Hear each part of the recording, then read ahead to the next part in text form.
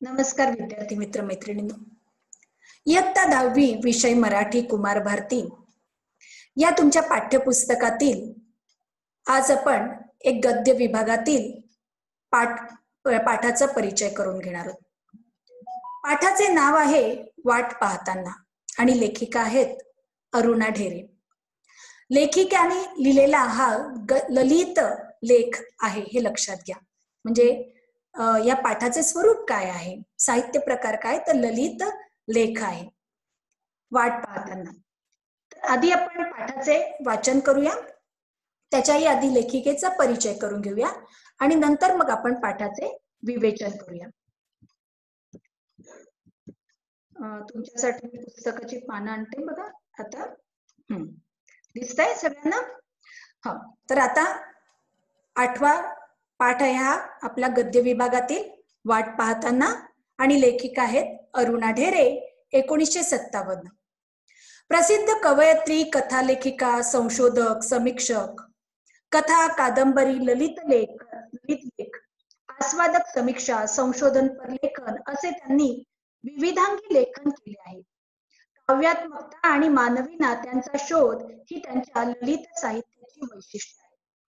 त्यांचे प्रारंभ यक्षरात्र, मंत्राक्षर, निरंजन, जावे जन्माकडे हे कविता संग्रह, तर कृष्ण किनारा, अज्ञात झऱ्यावर हे कथा संग्रह, रूपोत्सव हा त्यांचा स्फुट लेख संग्रह, तर मैत्रेयी ही त्यांची कादंबरी, नागमंडल, लोकसंस्कृतीची रंगरूपे, विस्मृती चित्ते हे संशोधनात्मक समीक्षात्मक लेखन प्रसिद्ध आहे. विद्यार्थी मित्रांनो, बरोबर मला आणखीन लेखिकेबद्दल तुम्हाला सांगायला अधिक आवडेल. तर लेखिका अरुणा रामचंद्र ढेरे, त्यांचे वडिलांचं नाव आहे डॉक्टर रामचंद्र चिंतामणी ढेरे. ते लोकसाहित्याचे गाढे अभ्यासक असले तरीही अरुणा ढेरे यांनी सुद्धा मराठी साहित्य विश्वात स्वतःचे असे स्वतंत्र स्थान निर्माण केले. डॉक्टर अरुणा ढेरे यांचे लौकिक आणि वाङ्मयीन व्यक्तिमत्व संस्कारित करण्यात त्यांचे आई वडील आणि त्यांची आत्या, जिचा उल्लेख या पाठामध्ये आलेला आहे, ते आत्या आणि शाळेतील शिक्षकांचाही मोठा वाटा आहे. लेखन, संशोधन हे जीवन कार्य मांडणाऱ्या व्रतस्थ वृत्तीच्या वडिलांनी त्यांना घरातच पुस्तकांचे ज्ञानभांडार लहान वयापासून दाखवले. त्यामुळे त्यांच्या मूळच्या कविवृत्तीचे, रसिकतेचे, ज्ञान जिज्ञेसेचे भरण पोषणच झाले. वडिलांना भेटायला लोक कलावंत येत असत. त्यांचे अनुभव, कथन, चर्चा ऐकून लोकसंस्कृतीचा उत्तम परिचय त्यांना होत गेला. भारतीय संस्कृतीच्या समाजशास्त्र, मानसशास्त्र इत्यादी साहित्यांशी निगडित शास्त्रांचा आवश्यक तो अभ्यास तर त्यांनी केलाच, पण त्याचबरोबर वेद असेल, उपनिषद असतील, रामायण, महाभारत, याचबरोबर जैन, बौद्ध, ख्रिस्ती धर्मग्रंथ यांच्याशीही त्यांनी ओळख करून घेतली. आपली स्वतंत्र प्रज्ञा आणि प्रतिभा यांच्या बळावर त्यांनी काव्य, कथा, कादंबरी इत्यादी सर्व लेखनातून परंपरेतील सत्व आणि नवतेतील सामर्थ्य प्रकट केलेले आहे.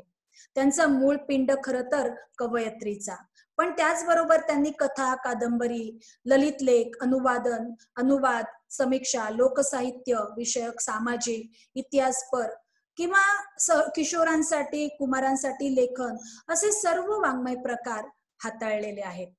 तर खूप अल्पसा हा परिचय झालाय. आणि आणखीन एक महत्वाचं की 2019 साली जे अखिल भारतीय मराठी साहित्य संमेलनाच्या त्या अध्यक्ष आहेत, हाही त्यांचा परिचय असेल. तर आता आपण हा जो पाठ आहे तो लेखिकेच्या दृष्टिकोनातून आपण वाट पाहण्यातील काय अनुभव आहे, लेखिकेला काय अनुभव आलाय, तर तो सगळा अभ्यास करणार आहोत. पण त्याआधी थोडक्यात पाठाचं सार. प्रत्येक व्यक्तीच्या आयुष्यात कशाची न कशाची तरी वाट पाहणे ही अटळ गोष्ट असते. प्रस्तुत पाठात लेखिकेने वाट पाहणे या गोष्टीचे अनेकविध पैलू उलगडून दाखवले. वाट पाहणे हा अनुभव कधी सुखद तर कधी दुःखद असू शकतो. त्यात कधी उत्कंठा, हुरहुर असते तर कधी दडपण असते. हे या पाठातून लक्षात येते. आता बघा ना, आपण जर आपल्या आयुष्यामध्ये वाट पाहत नाही का, आपण पण कशाची वाट पाहत असतो. आता तुम्ही सगळे विद्यार्थी कधी एकदा शाळा सुरू होत आहेत. आम्ही आपल्या मित्र-मैत्रिणींना कधी भेटतो याची वाट पाहताय. त्यानंतर तुम्ही अभ्यासाला लागणार आहात 10वीच्या अभ्यासाला. मग 10वीचा अभ्यास करता करता परीक्षा कधी येणार आहे, परीक्षेची वाट पाहणार. त्यानंतर परीक्षा झाल्यानंतर मग साहजिक आहे थोडे दिवस गेले नाही तर कधी रिझल्ट, काय रिझल्ट असणार त्याची वाट पाहणार. असं आपण आपल्या आयुष्यामध्ये कितीतरी क्षण आपले वाट पाहण्यामध्ये जात असतात. म्हणजे वाट पाहण्याचा हा प्रवास हा आपल्या आयुष्यातील खूप महत्वपूर्ण गोष्ट म्हणजे बाब आहे, लक्षात घ्या. मग ही बाब कधी सुखद असू शकते, जसं लेखिकेने सांगितलंय. कधी कधी वाट पाहण्यामध्ये खूप आनंद असतो, खूप मजा असते, गंमत असते. तर कधी कधी हे कंटाळवाणं काम वाटतं. म्हणजे कधी कधी आपण एखाद्या गोष्टीची इतकी तीव्रतेने वाट पाहत असतो आणि ते मिळायला जसं लांबणीवर पडतंय किंवा मिळत नाही, तसं जणू काही आपल्याला ते वाट पाहणं अतिशय कंटाळवाणं, बोरिंग असं वाटतं. कधी कधी वाट पाहण्यामध्ये एक प्रकारे हुरहुर असते, उत्कंठा असते, तर कधी कधी दुःखही असतं. ह्या सगळ्या गोष्टीचा म्हणजे ह्या वाट पाहण्यातील विविध पैलूंचा विचार या पाठामध्ये लेखिकेने केलेला आहे. आधी आपण पाठाचे आता वाचन करूया आणि त्यानंतर आपण पाठाचे विवेचन करूया. बघा आता, होळीनंतर थंडी झपाट्यानं कमी होत जायची आणि आंब्यावर मोहर नुसता घमघमत असायचा. परीक्षा तोंडावर आलेली असायची. मोकळ्या अंगणात अंथरुणं पडायची ती सुट्टी लागल्यावर. पण मार्च एप्रिल मध्ये आम्हाला गॅलरीत झोपायला मिळायचं. रात्रीचे मऊगार हात अंगावर फिरायला लागले की झोपेची गडद चावल यायची. डोळे मिटताना मनात एकच संदेश जागा व्हायचा, उद्या कोकिळेचं कुहू ऐकू येईल ना. हो हा, पहाटे पहाटे गाढ झोपेत असतानाच तो कुहू कुहू आवाज कानावर यायचा आणि त्या आवाजाची वाट पाहण्याचं सार्थक होऊन जायचं. सुट्टीची वाट पाहणं तर तेव्हापासून सुरू झालेलं असायचं. अभ्यासाचा आळस नसायचा, पाठांतर आवडायचं.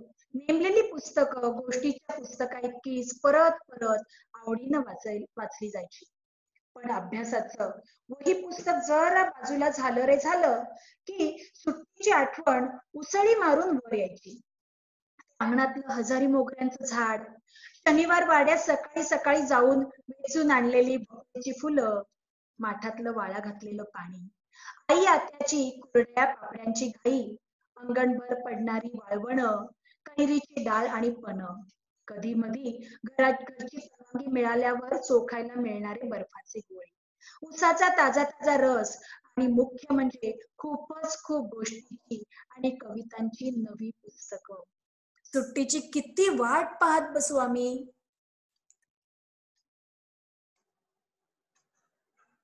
आमच्या भल्या मोठ्या वाड्यात पुष्कळ भिराडं असली तरी अख्खा वाड्याला मिळून असलेला एक चौथा मजला म्हणजे माळाच होता. सुट्टीची वाट पाहताना माळ्यावर जाऊन पुस्तकाच्या गराड्यात बसण्याच्या अद्भुत कल्पनेनं अगदी आतून मन फुलून येईल. पुस्तकाची वाट पाहण्यात एक गंमत होती. एक वेगळं जग तिथे भेटत होतं. न पाहिलेले देश, न पाहिलेली माणसं, न अनुभवलेले प्रसंग, अनोळखी तरी पण आपली वाटणारे, ओळखीचे धागे जुळणारे, न जुळणाऱ्या गोष्टी सुद्धा करणाऱ्या. म्हणजे जग असंही असतं तर. मला केवढं तरी नवे पण भेटत होतं आणि शब्दांची जादू कळत होती. मी वाचत होते त्या गोष्टी, तो इतिहास, ती गाणी कोणीतरी रचलेली होती, लिहिलेली होती. जे सुचलं, जे लिहावंसं वाटलं, ते कसं लिहू शकली आहेत ही माणसं. मला भाषेची ताकद समजत होती, लेखकाच्या प्रतिभेची ताकद समजत होती. म्हणून पुष्कळ पुस्तक वाचण्याची वाट पाहण्यात उन्हाळ्याच्या आधीचा काळ इतका वेळ लावायचा की बस. आणखीन एक वाट पाहणं होतं, पोपटांच्या थव्यांचं. आमच्या घरामागे एक मोठं उमराचं झाड होतं.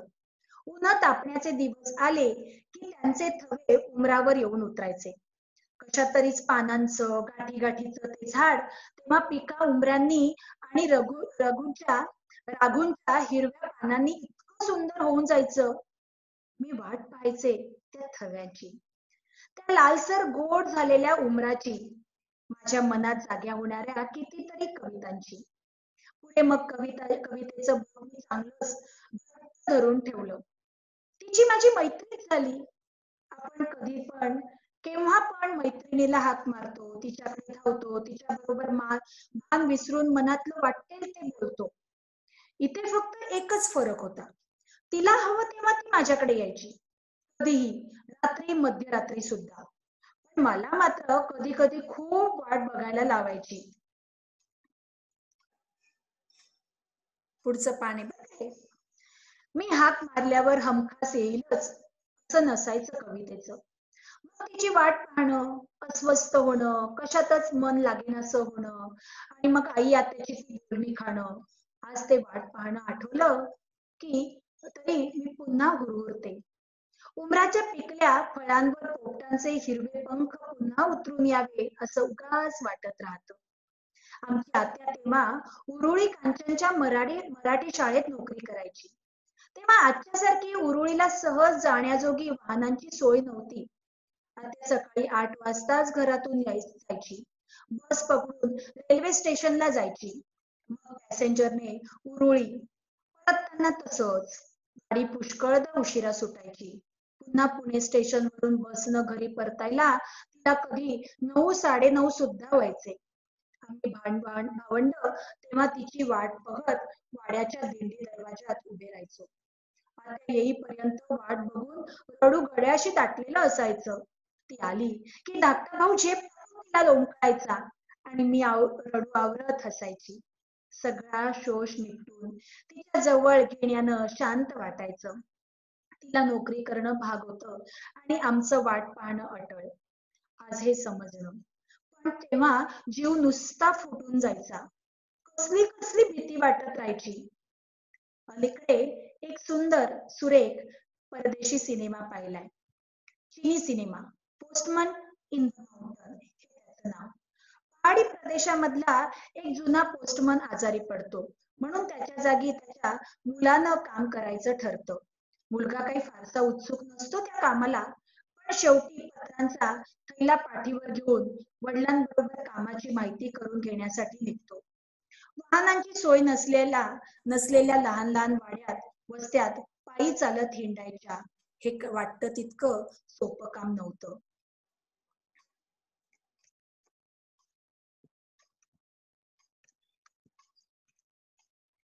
एका वस्तीवर दोघं बाप लेकं येतात.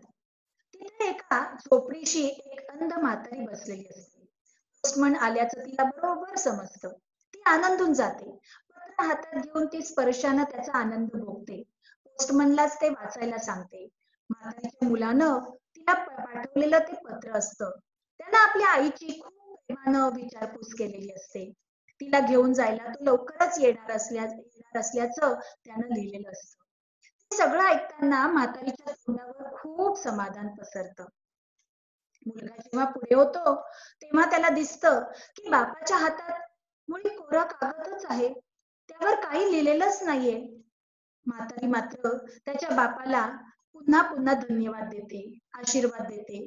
तिथून लांब आल्यावर मुलाला बाप सांगतो की ही म्हातारी आपल्या दूर गेलेल्या मुलाची वाट पाहत आहे.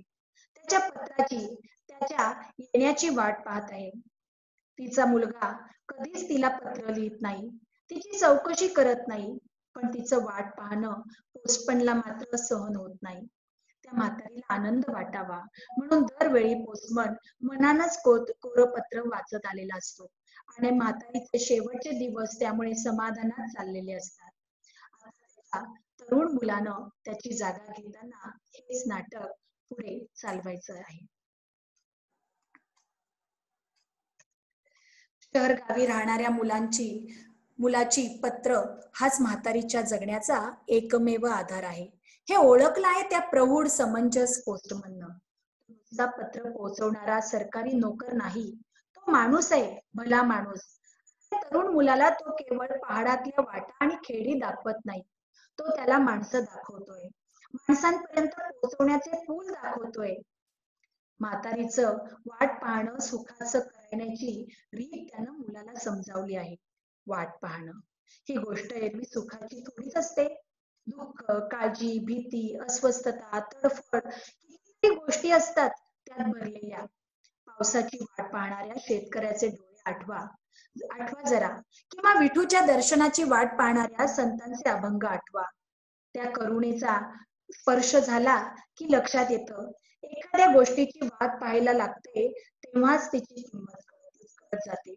कित्येक मोलाच्या गोष्टी सहज मिळाल्या तर त्याचं मोलच लक्षात येत नाही. वाट पाहताना आपण संयम शिकतो, धीर धरायला शिकतो, एखाद्या गोष्टीवरचा विश्वास घट्ट करायला शिकतो. श्रद्धा डोळस आणि पक्की होत जाते, ध्यास वाढत जातो. हे सगळं एका वाट पाहण्याची गोष्ट करताना सहज मनात येतं आणि वाटतं की जे हवं ते सहज हाती येऊच नाही. थोडी वाट पाहायला लागावी, थोडी तडफड भोगायला लागावी, तरच सुखाची चव वाढेल, यशाची गोडी वाढेल, प्रेमातली मायेतली तृप्ती वाढेल आणि आयुष्याबद्दलची ओढही वाढेल. समजला विद्यार्थी मित्रांनो पाठ? तर आता आपण ह्या पाठासाठी आपण इथेच थांबूया. आणि मग पुढच्या व्हिडिओमध्ये म्हणजे दुसऱ्या भागामध्ये आपण पाठाचं विवेचन करूया. ठीक आहे.